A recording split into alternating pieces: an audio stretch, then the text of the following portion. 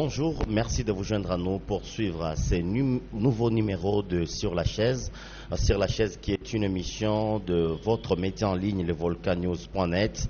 Et aujourd'hui, nous parlons de l'entrepreneuriat au féminin en province du Nord Kivu. Et pour ce sujet, nous recevons sur la chaise Madame Deborah Nzaroubara, qui est directrice générale de Grecom RDC. D'emblée déjà, nous disons bonjour et merci d'accepter notre invitation sur la chaise. Ok, merci beaucoup. Bonjour, monsieur. Alors, aujourd'hui, nous parlons de l'entrepreneuriat au féminin. Vous êtes déjà directrice générale de Grecom RDC. Initiez votre entreprise Grecom RDC. En fait, Grecom RDC, c'est une entreprise apicole. Je suis plus spécialisée dans l'apiculture, donc je fais l'élevage des abeilles et l'agriculture biologique. Donc l'agriculture sans utilisation de produits chimiques. Aujourd'hui, ça fait combien d'années que vous détenez Grecom RDC? Ça fait 3 ans que je suis directrice. J'ai été formalisée il y a 3 ans. Oui, je travaillais avant à l'informel, mais il y a 3 ans que je suis formelle et que je progresse dans Grecom RDC. Et comme nous parlons aujourd'hui de l'entrepreneuriat au féminin, est-ce que ça a été facile pour vos femmes en province du Nord Kivu? Parce que ailleurs, dans d'autres cieux, on sait que la femme congolaise est victime de viols. Aujourd'hui, Deborah Nzaroubara détient son entreprise, Grecom RDC. Est-ce que ça a été facile de commencer avec cette entreprise? Pour être franche, c'est pas facile. Imaginez que ça faisait au moins 7 ans que je travaillais, mais je n'étais pas encore formelle. Mais il y a déjà 3 ans que je suis formelle. Donc, il y avait beaucoup de défis auxquels j'ai traversé. Et ça n'a pas été facile dû aux plusieurs enjeux qui sont culturels, d'ordre économique. Et aussi mon statut d'être femme. Ça n'a pas été facile, vraiment. Alors, s'il faut parler des défis, quels sont les grands défis qu'a rencontré Deborah Nzaroubara pour créer Grecom RDC? Dans l'informel d'abord. Ah oui, dans l'informel. En fait, d'abord, je fais une activité qui n'est pas souvent faite par les femmes. L'apiculture, c'est fait souvent par les hommes. En fait, même quand je le pratiquais, au début, ça n'a pas été facile d'être accepté, d'entrer même dans les champs, d'entrer dans les champs des autres. Par exemple, pour faire mon élevage, ça n'a pas été facile pour que les autres acceptent que c'est possible. Ça, c'est lié directement aux coutumes. Il y a des coutumes où, parce que je suis formatrice aussi en apiculture, où je devais aller former soit les gens, s'ils me rencontrent tant que femme, les uns me disaient, non, tu vas faire chasser nos abeilles, liées aux coutumes, bien sûr, et nos mères, nous sommes des Africains, et ça n'a pas été facile de le convaincre, surtout le chef coutumier ou le chef du village, mais au fil du temps, comme je travaillais, au fil du temps, on commençait à comprendre. Il y a d'autres facteurs liés économiquement, il fallait qu'on trouve le moyen n'est pas facile. C'est un domaine aussi qui nous demande d'avoir un champ. Il faut avoir un champ, il faut avoir des capitaux parce que je fais l'apiculture moderne. Il faut que j'ai des capitaux. Il faut encore que je me forme davantage parce que quand on veut faire le professionnel, il ne faut pas oublier l'aspect formation. Il fallait que je me forme, je vois comment est-ce que les autres le font dans d'autres pays pour que j'amène ce qu'ils font, pour que je puisse aussi amener un plus dans notre pays parce que c'est une passion. L'apiculture, pour moi, c'est une passion. Et l'agriculture biologique, parce qu'on ne peut pas faire l'apiculture sans faire l'agriculture biologique, parce que ça va de pair. Alors, de l'informel jusqu'au formel, combien de temps vous avez pris? Pour arriver là-bas, donc j'ai fait 7 ans que je travaille, donc il m'a fallu encore notre 4 ans, maintenant que je migrais au formel. Parlons un peu de crédit pour soutenir l'entrepreneuriat féminin. Oui. Est-ce qu'aujourd'hui c'est facile avec des banques ou bien l'État congolais vous aide à accéder au crédit, vous femmes, entrepreneurs du Nord Kivu, parce que nous savons que notre zone est proie de l'insécurité. Oui. Est-ce que vous femmes, vous accédez facilement au crédit bancaire? Oui, en fait, le crédit bancaire au féminin pour les femmes, c'est pas encore évident. C'est pas encore évident pour être franche. Dans quelle mesure? Parce que, par exemple, les banques demandent de garanties. Des garanties, souvent, ce sont les hommes. Nous faisons souvent des mariages avec communauté. Avec le bien de communauté. Oui. Imaginez que je dois donner une garantie de ma parcelle.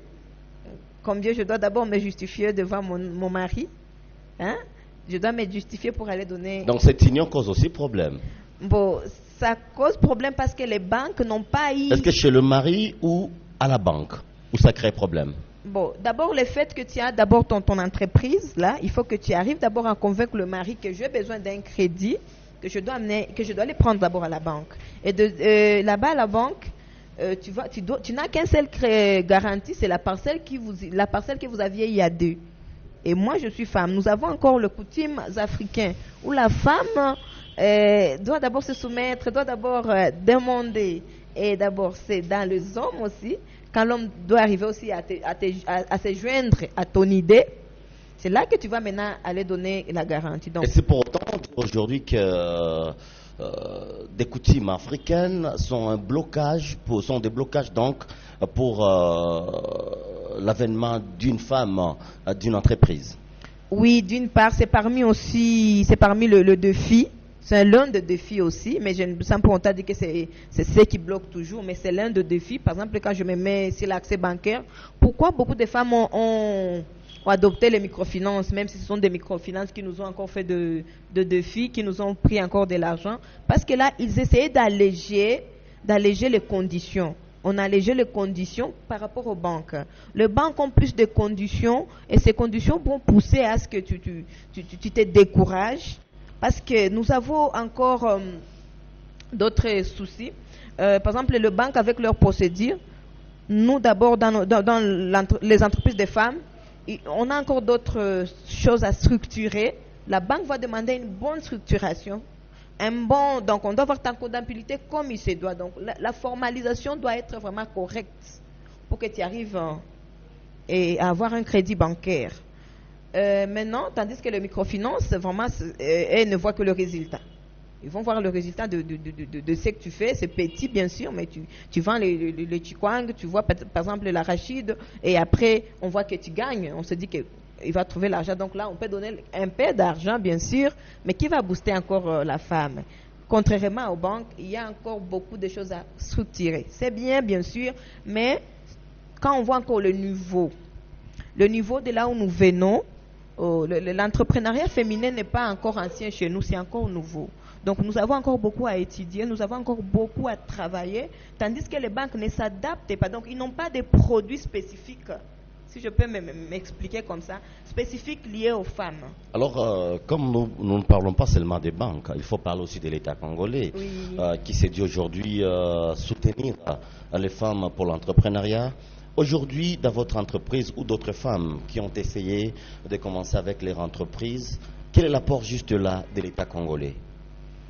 Bon, si on peut faire avec l'État des lieux de crédit, avec l'entrepreneuriat, il n'y a pas d'impément, bon, qui a donné un coup de main, la Banque mondiale. Est-ce que c'est efficace jusque-là? Bon, par rapport aux défis qui sont là, c'est encore moindre. C'est comme une gouttelette d'eau dans l'océan, mais on peut que ça réjouir parce que ça n'existait pas. Ça n'existait pas, mais aussi avec le projet pas d'impément, il y a encore quelque chose à régler. Il y a encore quelque chose à régler, ça je le dis. Comme quoi, par exemple? Par exemple, pourquoi? Parce que beaucoup de femmes n'étaient pas encore formelles. Et pour accéder à ces crédits, à cette opportunité, par exemple, de paiement. S'il faut le dire, donc pas d'un pays venait au secours de cette femme qui était dans le secteur qui est formel. Oui, pour le paiement. Pour le paiement, il fallait d'abord que tu sois, les petites et moyennes entreprises, il fallait que tu sois formel, mais aussi que tu réalises 3 ans d'existence. 3 ans, 2 ans, si je ne me trompe pas. Et maintenant, là, beaucoup de femmes n'étaient pas encore formelles. Et là, beaucoup de femmes ont été écartées juste au préalable.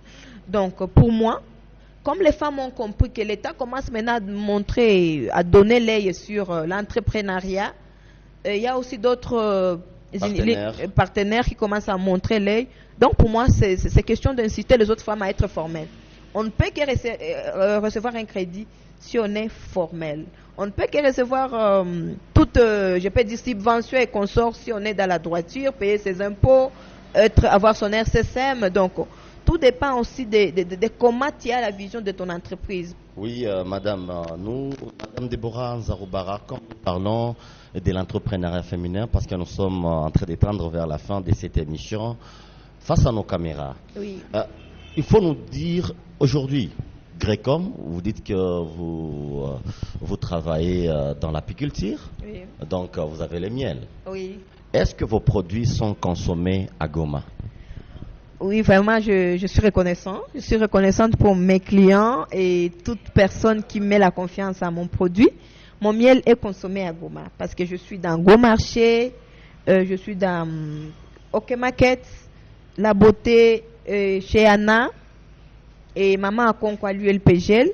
Et d'autres sont des livraisons que je fais à domicile. Bon, ça prouve en suffisance qu'on a confiance en ce que je fais. Et ça prouve qu'ils trouvent que je fais quelque chose un peu, bon, je dirais, exceptionnel. Parce que c'est pas... Donc là, vous êtes en train de concurrencer les produits venant de l'extérieur. Bien sûr, c'est ça l'objectif. Je regrette, je ne vais pas amener mon Par rapport au produit. prix, est-ce que si chez vous c'est à $4, les produits venant de l'extérieur, c'est à combien?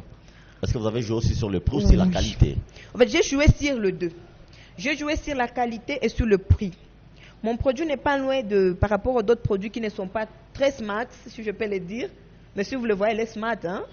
Mon produit, d'abord, a un prix normal. Mais comme moi-même, je suis apicultrice, et mon objectif, c'était à ce qu'on puisse avoir un miel de qualité. Hein? Parce que souvent, c'est dénaturé par les revendeurs.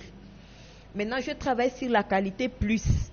Je me suis mis, je fais moi-même la production. Donc, dès la production jusqu'à l'embouteillage, jusqu'à ce que ça soit produit fini, je suis vraiment là et regardant. Je vois tout et je continue jusqu'au client. Au client, je suis toujours en contact direct avec mes clients. Si on se permet, si ce n'est pas un secret, Grécom engage combien d'employés aujourd'hui? Pour le moment, nous n'avons qu'un 4. Hein? 3 femmes, un homme. Là, on comprend. Alors, pour terminer, les secrets de Deborah Nzarobara pour réussir aujourd'hui. Parce que, de par vos témoignages, vous avez réussi. Parce que quand il y a des grands marchés au niveau de la ville de Goma qui consomment, qui achètent des produits pour que ces produits soient consommés par la population de Goma, c'est une réussite. Quel est le secret de Deborah Nzarobara? J'ai un secret qui va paraître très paradoxal. Un peu louche. Mais ce que je veux dire, pour nous femmes, nous devons avoir l'habitude de travailler avec nos conjoints. Ah oui, là on comprend. Dans quel sens? D'abord c'était un blocage auparavant, mais oui. il faut faire comprendre à ton mari que je dois investir dans l'entrepreneuriat. Oui. Donc il faut travailler avec votre conjoint. Oui, nous devons amener que le conjoint aussi prend la vision que tu as et là tu vas réussir. Parce que dans l'entrepreneuriat, il y a la réussite et le chèque. Maintenant, s'il y aurait le chèque, il faut que vous assumez, vous deux. Et s'il y a la réussite, vous assumez, vous deux. Donc moi-même, quand je parle aux autres femmes, je dis, on est obligé d'être ensemble, donc on est obligé de prendre le tout. L'entreprise, c'est pour moi, bien sûr, mais lui aussi peut me donner un point de vue, lui aussi peut me donner aussi une idée, et si ça ne marche pas chez moi, je peux lui dire, si ça ne marche pas, qu'est-ce que c'est pour nous deux. Donc, si on n'arrive pas à atteindre là-bas, on aura toujours des blocages là-bas. Et là, j'appelle aussi les hommes à la masculinité positive. Donc, il faut qu'ils arrivent aussi à nous soutenir. Hein? Merci, Deborah Nzarobara. Le plaisir était pour nous de vous recevoir sur la chaise. De même que moi, je suis ravie. Mesdames et messieurs, nous sommes arrivés à la fin de ces numéros de Sur la chaise. Pour vous, sur la chaise, nous avons reçu une dame et brave de l'entrepreneuriat en ville de Goma. Ces produits sont consommés. À part vous dire, téléchargez cette vidéo, partagez nos vidéos, mais aussi consommer les produits des Grécom RDC. On se retrouve à la prochaine pour un autre numéro.